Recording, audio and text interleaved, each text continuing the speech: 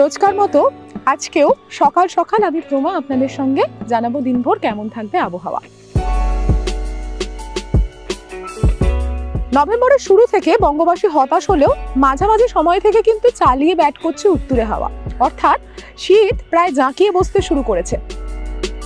পুরুলিয়া, উত্তর 24 পরগনা, দক্ষিণ 24 পরগনা এছাড়াও পশ্চিমের জেলাগুলিতে পাড়াপতন ধাপে ধাপে চলছে এবং মহানগরের তাপমাত্রা অর্থাৎ কলকাতার তাপমাত্রাও কিন্তু 18 ডিগ্রির আশেপাশে ঘোরাফেরা করছে। আবহাওয়া দপ্তর সূত্রে খবর, আগামী কয়েকদিনে আরো 2 থেকে 3 ডিগ্রি কমতে পারে কলকাতার তাপমাত্রা। এছাড়া এখনই তাপমাত্রার কোনো বড়সড় পরিবর্তন হবে না। পশ্চিমের জেলাগুলিতে পারদপতন অনেকটাই হয়েছে, সকালের দিকে এবং রাতের দিকে কাঁটার মতো বিধছে ঠান্ডা। পুরুলিয়ায় 12 ডিগ্রি সেলসিয়াসে নেমেছিল পারদ, শ্রীনিকেতনে 14 ডিগ্রি, কলকাতায় যদিও 18-র আশেপাশেই ঘোরাফেরা করছে। তবে দক্ষিণবঙ্গের প্রায় সব জেলাতেই সর্বনিম্ন তাপমাত্রা কিন্তু 15 ডিগ্রির কাছাকাছি নেমে যাচ্ছে। সকাল ঢাকছে কুয়াশায়, আপাতত বৃষ্টির কোনো সম্ভাবনা নেই। 24শে নভেম্বর পর্যন্ত শুষ্কই থাকবে আবহাওয়া।